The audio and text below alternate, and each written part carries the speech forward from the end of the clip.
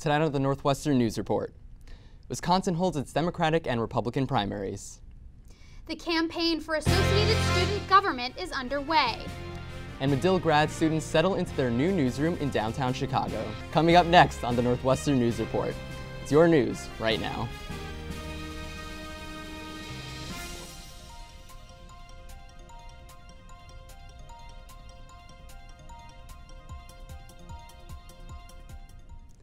Welcome to the Northwestern News Report. I'm Isa Gutierrez. And I'm Tal Axelrod. Thanks for joining us.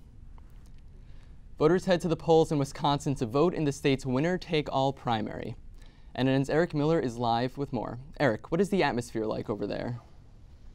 Thank you very much, Tal. Well, it's cold in Kenosha tonight, but things are really heating up in the presidential primary race here. There has been a huge voter turnout, according to officials. I saw the 1100th ballot go into the machine over there, and people are really excited. They're engaged. This has been a very unique presidential primary for them. I've talked to a lot of people who've said that this is a unique election. And what are the main issues for voters in this primary? Well, it's interesting, Tal. The race has been really close between Donald Trump and Ted Cruz for the Republicans and Bernie Sanders and Hillary Clinton for the Democrats. Now, for Trump, he has struggled recently because of comments he made where he suggested women should be punished for having abortions. He has since retracted those comments. And also for the feud he has been in with Ted Cruz over their respective wives. Various uncouth comments have been said in the last couple of weeks, and that has really hurt both candidates standing with women. Now, a lot of folks here who are supporting Bernie Sanders have said that they really feel like it's time for a change. They're looking to really shake up the political system and to bring the kind of revolution he's been promising to Wisconsin. And here in Kenosha, as you can see, what's been going on has been voting, and lots of it. It's really remarkable to see these numbers of people. The line was stretching all the way out the door earlier today. Very much been paying much more attention to what's going on and keeping track of the different primaries and just, watching how things are going, and I'm much more engaged than ever. And polls close here at 8 o'clock tonight. It's still too early to say who will win, but we'll be anxiously awaiting the results, and we'll keep you updated with more. Hundreds of Chicago teachers took to the streets Friday for an organized day of action to protest inadequate funding and recent education cuts. NNN's Andy Weir was on the scene. The streets of Chicago were filled with angry teachers Friday demanding more funding for their classrooms on what they called a day of action. Chicago, let me hear it! The day included picketing and teach-ins at local schools, but for many, the highlight came in the late afternoon, when protesters gathered in front of the Thompson Center in downtown Chicago to march through the Loop. The teachers even managed to briefly shut down part of Lakeshore Drive. I really hope that the mayor and the governor of our state listen to what we're asking for, which is fair funding for our schools, for our workers, and for our public institutions, our universities and state colleges. The protests come amidst recent tensions with the city over contract negotiations and recent school closures. For their part, Chicago Public Schools called the one-day strike illegal and filed a complaint against the teachers union with the Illinois Education Labor Relations Board to prevent future strikes. I've been a teacher for 30 years. The Chicago Board of Education, the Chicago Public Schools have never supported the teachers in anything. Just because they say it doesn't mean that it's true. Unfortunately, it's their tactic of propaganda because that's all they have to go on. But it wasn't just teachers striking. Students, parents, and even other unions joined the teachers to protest. Well, it's a problem with us overall because Governor Rahm Emanuel, they're affecting all of our workers, not just teachers, not just our children, everyone, with the budget crisis, not providing the funding for any programs that support our working class. But for now, the teachers are hoping to continue the momentum from Friday's strike. I'm hoping that the strong show of support today and the number of people that have come out in support of the unions and of the colleges and of the workers, I'm hoping that it sends a message to our mayor that he needs to start listening to the people in the city and not just government officials. He needs to listen to what we need. Andy Weir, Northwestern News Report. Chicago Public Schools did not respond to requests for comment. While the national presidential election season has been well underway for months, Northwestern is launching an election season of its own. This Thursday, voting will begin for the new Associated Student Government President and Vice President. NNN's Andrew Merica has more.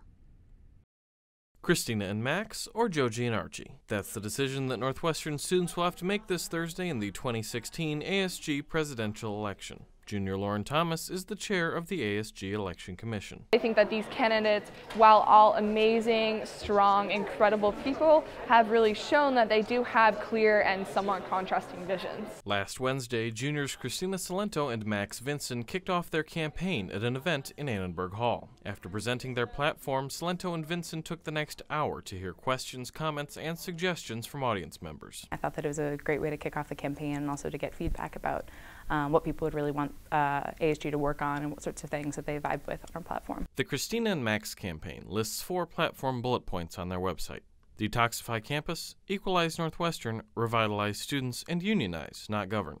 At their launch event, Salento and Vincent also heavily emphasized the importance of marginalized students. I didn't think that I could be here because I don't see myself here. And so with that in mind, it's important that we have people who understand what marginalization is like on this campus. Junior Joji Syed and sophomore Archie Bhaskaran's campaign is promising a paradigm shift in the way that ASG serves the Northwestern student body. Archie and I, in the next year, can and will make a positive impact on every single student's experience on this campus. Part 1 of Joji and Archie's New Deal is focused on helping student groups. Part 2 is focused on reform that affects all students. So we're going to attack issues at their heart, and I think that motivation that I received from realizing that ASG had more potential than it currently was fulfilling kind of motivated me to run in the first place. Both campaigns had the opportunity to debate key issues at last night's ASG moderated debates in Fisk Hall. The vice presidential debate began at 7 p.m. and the presidential debate was at 8. The candidates did not hold back. At the end of the day, yeah, ASG should be working on things that students care about, but I think we also need to recognize that we're not the organization that is doing that work alone. At one point, Syed challenged the Christina and Max campaign's focus on marginalized students by using their own slogan of "Don't settle" against them. The biggest difference between our platform and vision for ASG and that of our opponents is that we don't settle for this one issue. For us, to clarify, no noise from the audience. Both Syed and Salento used the remainder of the debate to continue to illustrate their passion for the issues. We'll have the opportunity this Thursday to see if the passion in the candidates is reflected in the voters. Andrew Merica, Northwestern News Report. Voting begins this Thursday at 5 p.m. There are 2 more debates scheduled before the election. One's going on right now, hosted by NU Coalition of Colors, and one is tomorrow night, hosted by The Daily. Following tomorrow's debate, Joji and Archie will be holding a campaign meeting in University 418. Students will receive an email this Thursday with instructions on how to vote. Thieves struck Norris University Center on Friday. In an email sent to Norris employees, Assistant Director for Event Production Michael McKean informed students that $1,800 worth of equipment, 4 iPads, and 1 laptop had been stolen from the Student Center. McKean also said 2 trespassers had been removed from the Norris Center, though the incidents appear to be unrelated. The Assistant Director encouraged students to lock all doors and not leave any valuables unattended. According to University Police Deputy Chief Daniel McAleer, NUPD has no further leads into the thefts.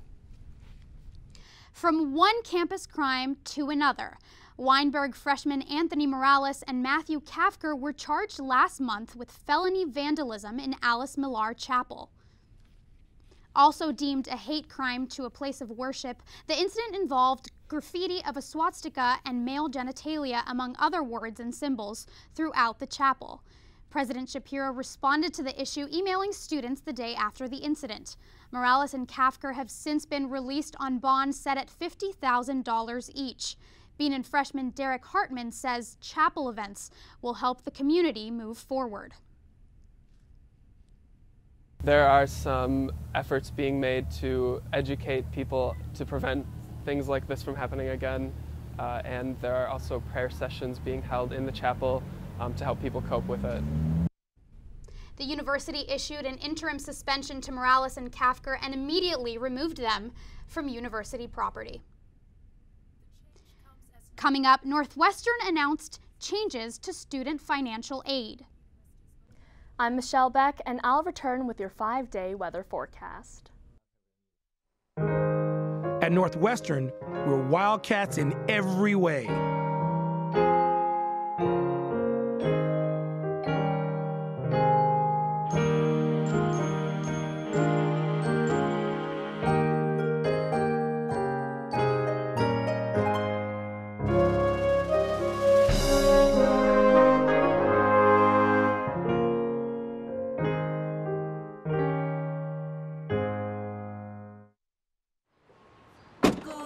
Northwestern, break right through that.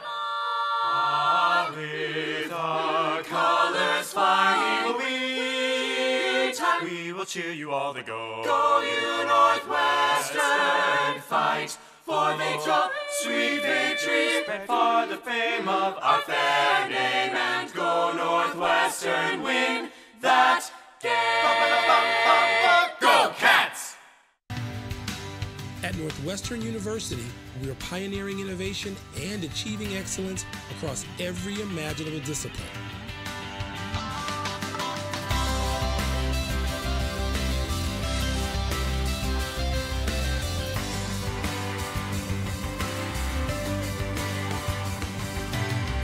At Northwestern University, the possibilities are endless.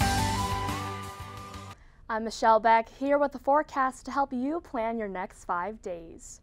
Keep your umbrellas on hand because tomorrow there is a 100% chance of rain with a high of 54 and a low of 36.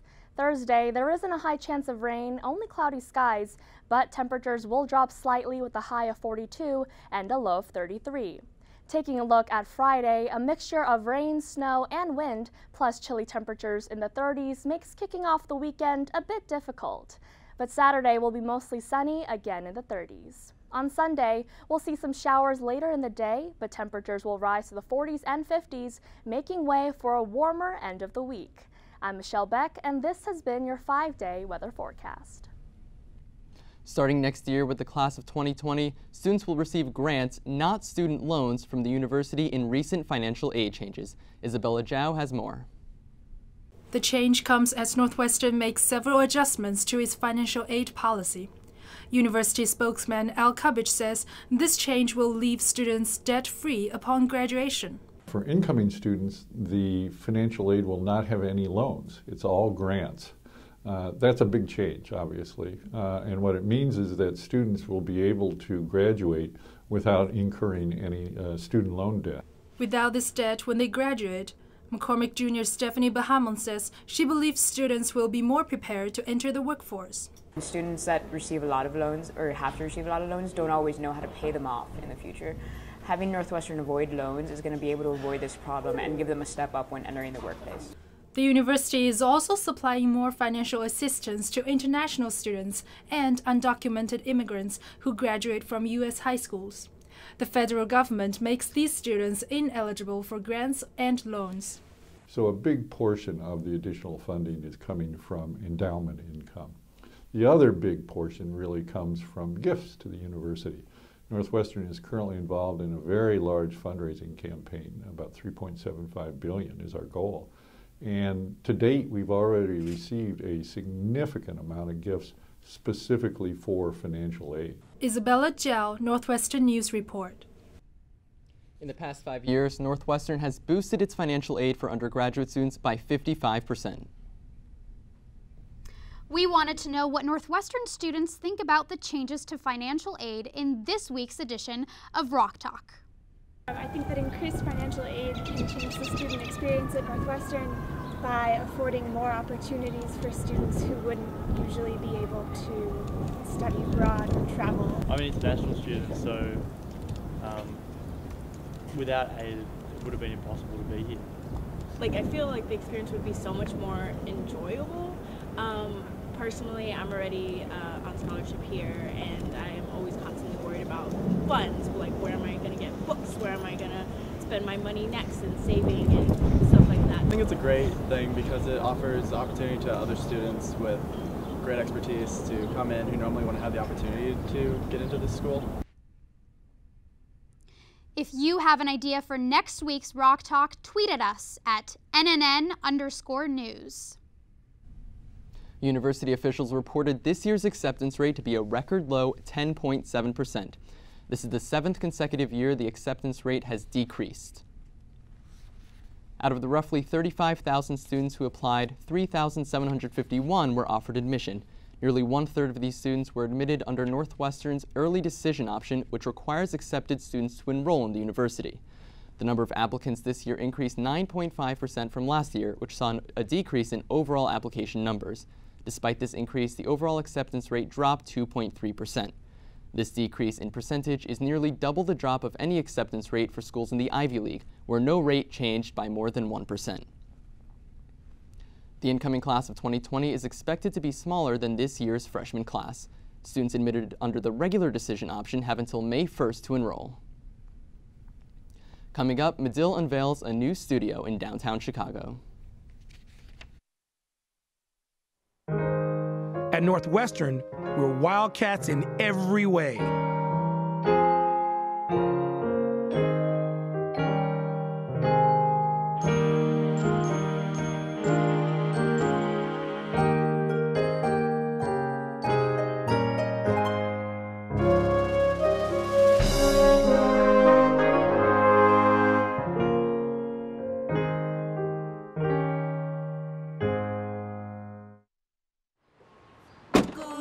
Northwestern, break right through that.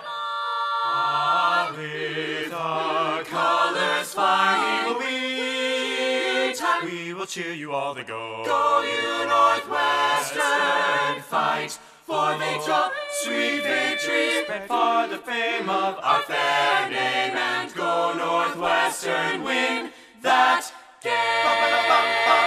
Go Cats! At Northwestern University, we are pioneering innovation and achieving excellence across every imaginable discipline.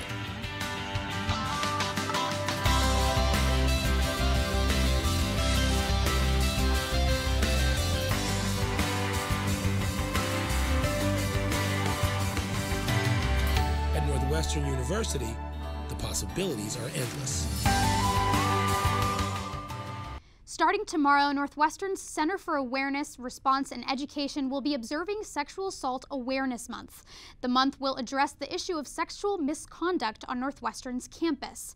Events will include a survivor art exhibit and celebration, a screening of the documentary Hunting Ground, which tells the stories of sexual assault survivors, and a Take Back the Night march in support of survivors.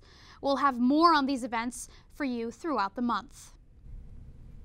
Northwestern sports fans will soon see more changes to Ryan Field. The Evanston City Council approved a plan last Monday to renovate the Ryan Field West parking lot. The plan increases the number of parking spaces, replaces lighting, clears additional walkways, and adds new storm drains in the parking lot.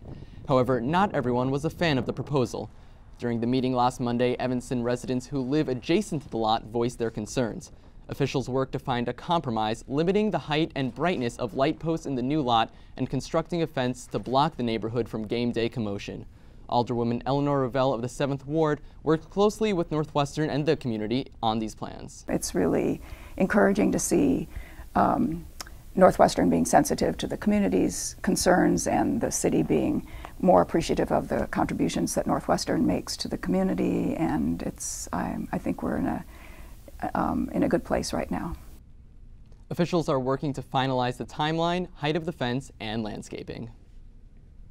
Medill graduate students attended their first classes at the brand new Chicago Newsroom on East Wacker Drive last Tuesday, complete with state-of-the-art facilities and a scenic view of downtown.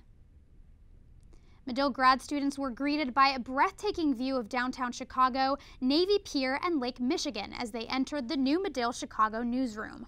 The space, designed by the firm Gensler, includes technologically integrated classrooms, a cutting-edge broadcast studio, and a cafe that doubles as an equipment checkout space. Scott Anderson, managing editor of Medill Reports Chicago and the Medill News Service, says the downtown newsroom will be an attractive addition to the school. When you walk in, you say, wow. Right? So if you're thinking about coming to Medill, particularly the grad program, and you walk in here, it's a big cell. You can see the space you can be working in for your 4 or 5 quarters with us. And it's true, everybody who comes in here, they look and they say, wow. The new space comes as part of a school-wide initiative which will include a new location in San Francisco next winter and an expansion of Fisk Hall in 2019. Up next, Mike Marute brings us the latest in sports. At Northwestern, we're Wildcats in every way.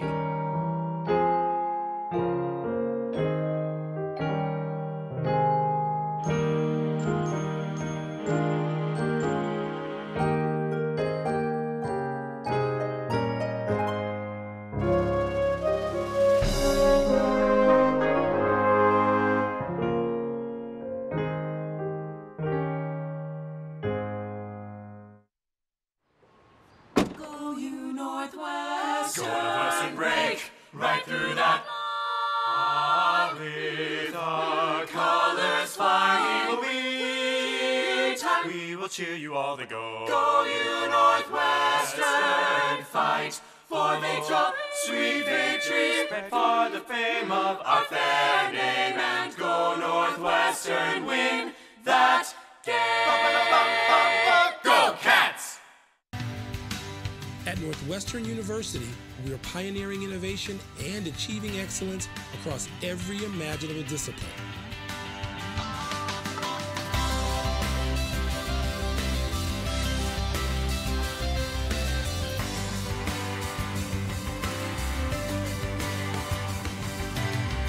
At Northwestern University, the possibilities are endless.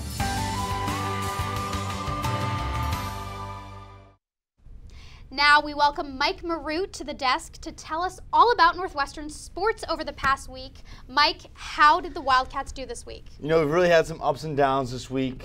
You know, out on the outdoor fields, they weren't doing so hot, but on the courts, they did pretty well. So we'll jump right into the highlights. We'll start with the baseball field. Over the weekend, the Wildcats faced conference opponent Michigan with a doubleheader on Friday and a third game Sunday to round out the series, and we'll take you to that game right now. Highlights from the game: Northwestern's baseball team hosted the families who helped donate to the new Rocky and Bernice Miller Park, honoring them before the game by throwing out the first pitch. All 5 families represented near the pitcher's mound 60 feet away, nearly perfect pitches for all 5. Now in the bottom of the first inning, Joe Hoshai goes opposite field with a sacrifice fly, scoring. Jack Dunn barely missing the tag there to score first for the Wildcats, their first strike of many throughout the game. Now we'll jump to the bottom of the third with Michigan on top 6-4. Dunn comes up with a long ball deep left field over the fence for the grand slam. Nothing like having your first career home run go off like that, and what a way to christen the new park on the official commemoration. And unfortunately for the Cats, the lead would not last very long, as Michigan will storm back in the 4th and 8th innings to seal the victory. We'll jump to the 8th inning here as Michigan goes on top.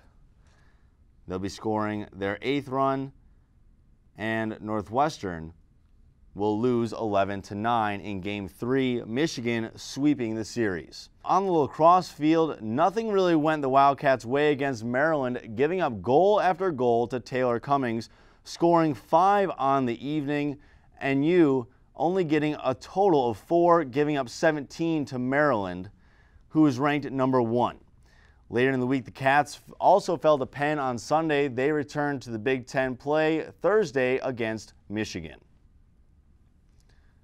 Like I mentioned before, the court sports dominated the weekend first with men's tennis. We'll keep it in the doubles court and number 3 tandems. Alp Hirose and Mihir Kumar dominated throughout the match, finishing off the Minnesota duo 6-3 and clinching the doubles point for Northwestern. The Minnesota match marked the 4th straight shutout for the Wildcats, giving them a record of 19-2 overall, 5-0 in Big Ten play, the first time that's happened since the 1997 season. Women's tennis played almost as well as the men over the weekend too. The Cats gained 2 more Big Ten victories to keep them undefeated in conference on Saturday. NU defeated Nebraska 5-2, and on Sunday recording their second shutout of the season over Iowa 7-0. So it's looking up for the Cats on the court, but others are struggling a bit. You know, of course, we have to mention the NCAA Tournament Championship yesterday. Great game. Not sure if you guys got to watch it, but it was a fantastic finish. Thank you so much, Mike, for joining us. Absolutely. And coming up, students volunteered downtown. At Northwestern, we're Wildcats in every way.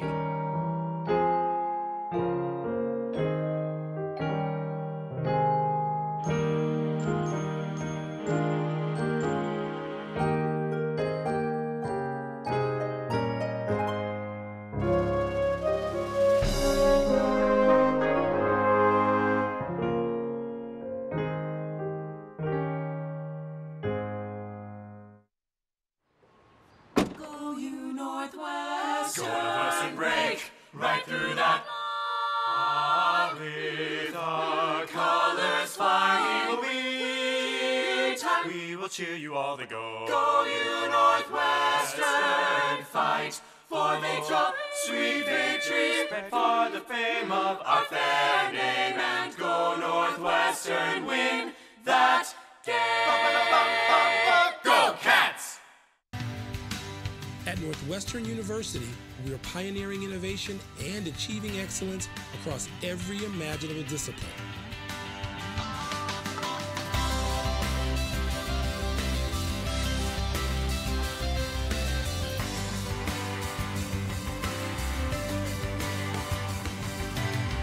At Northwestern University, the possibilities are endless.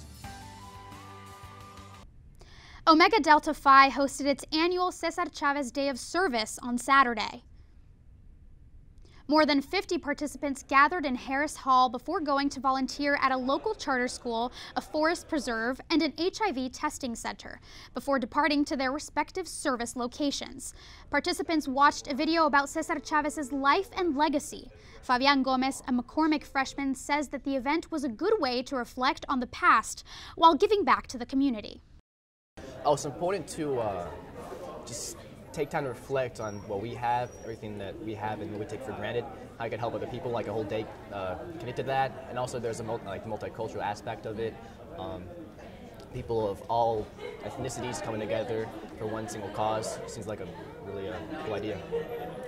This is the 5th time Omega Delta Phi has held this event. And that's all for this edition of the Northwestern News Report. I'm Tal Axelrod. I'm Mike Marut for sports. And I'm Isa Gutierrez. Thanks for watching.